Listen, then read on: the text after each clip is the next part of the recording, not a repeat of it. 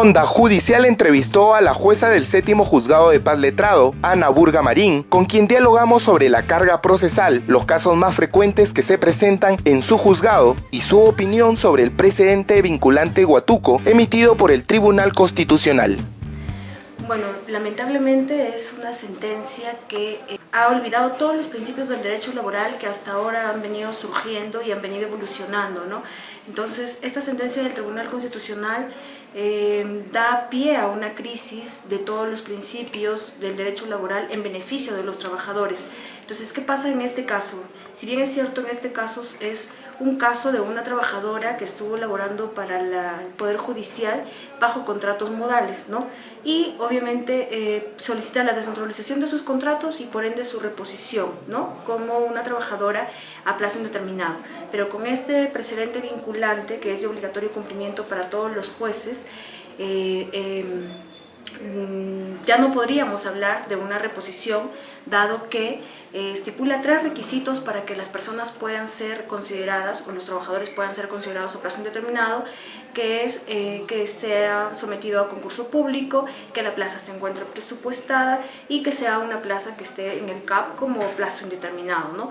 Entonces, en ese orden de ideas, yo creo que ni en el régimen privado ni en el régimen público ya se podría ordenar una reposición de algún trabajador, porque obviamente no cumplirían, sobre todo con el requisito del concurso público. Entonces, el Tribunal Constitucional, yo creo que ha sido o ha emitido ese fallo como un poco favorecer a la implementación ya de la nueva ley del servicio civil, ¿no? De la ley del servir. Si la propia Constitución nos garantiza de poder contar con un trabajo digno y adecuado y contar con determinada estabilidad, salvo que se cometan alguna falta grave relacionada con la conducta o la capacidad, de lo contrario no se puede permitir el despido de manera injustificada.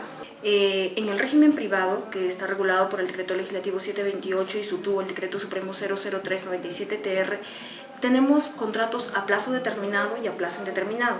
Entonces, los contratos a plazo determinado están sujetos por contratos sujetos a modalidad, ¿no? Entonces, hay diferentes tipos de contrato.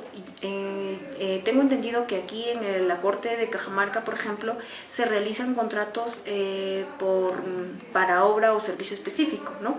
Entonces, se contrata personal bajo esa modalidad de obra y al cabo no los dejan cumplir los 5 años para no desnaturalizar el contrato por el tiempo, y los despiden o por 1 mes o 2 meses y nuevamente los vuelven a contratar, ¿no?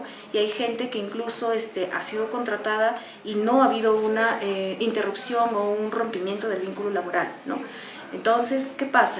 Obviamente ellos piden la desnaturalización de los contratos modales. ¿Por qué? Porque el Poder Judicial, ¿cuál es su labor permanente del Poder Judicial?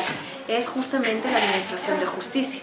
Entonces, si es la administración de justicia, un secretario de juzgado, un asistente de juzgado, obviamente lo que está cumpliendo es justamente la labor principal, ¿no?, del Poder Judicial. Entonces no podríamos hablar que es un trabajador que cumple labores accesorias, ¿no?, sino es una labor permanente y principal del Poder Judicial. Entonces, por ese lado ya se podría hablar de una desnaturalización justamente por la labor que se cumple. Y también se podría hablar de una desnaturalización, ¿por qué? Porque en los contratos no se coloca la causa objetiva, la causa por la que se contrata o por la que se suscribe ese tipo de contrato, ¿no? Entonces, anteriormente a la emisión del caso Huatuco, de la sentencia Huatuco, se estaba declarando fundadas las demandas y se ordenaba que el trabajador sea reincorporado y sea considerado como un trabajador a plazo indeterminado. Pero a raíz del precedente vinculante Huatuco ya no se puede ordenar una reposición de un trabajador. ¿Por qué? Porque no cumplen con el requisito del concurso público, como ya lo mencioné, ¿no? ¿Y cómo va la carga procesal en este juzgado y qué procesos son los más frecuentes? Bueno, la carga procesal aquí es abundante, hay bastante carga, ¿no? Sobre todo nosotros conocemos aquí procesos laborales, los procesos abreviados laborales y también los procesos de AFP, ¿no?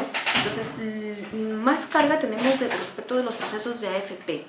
Y el problema aquí es que, si bien es cierto, son procesos fáciles, en donde, por ejemplo, si no presentan su contradicción, el proceso automáticamente tendría que ser sentenciado porque no hay más que hacer, son procesos que están, son procesos de ejecución, pero lo que sucede es que lo que nos genera mayor carga es el trámite o la presentación de escritos por parte de los abogados, que en la mayoría de veces no presentan adecuadamente sus escritos, no presentan las tasas, entonces nosotros tenemos que estar requiriéndole, y ese es un doble trabajo que a nosotros obviamente nos genera el retraso y la carga, ¿no?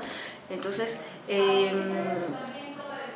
esta vez nosotros, por ejemplo, hasta la fecha de hoy estamos al día en cuanto a demandas, sentencias, pero como pueden observar todavía hay despacho pendiente de revisar, y además tendría que, o sea, el juzgado funciona no solo con el juez, sino también con todos los trabajadores, ¿no? Entonces, una pieza fundamental, pienso, de los juzgados son los secretarios. Entonces, si hay buenos secretarios que emiten buenas resoluciones, entonces mi persona nada más tendría que dar un visto bueno y nada más, ¿no? Pero ¿qué sucede? Que a veces no están bien capacitados, no conocen el tema, ¿no? Tampoco no tienen ganas de aprender, entonces traen una resolución que deja mucho que desear y hay que prácticamente volver a rehacerla, ¿no?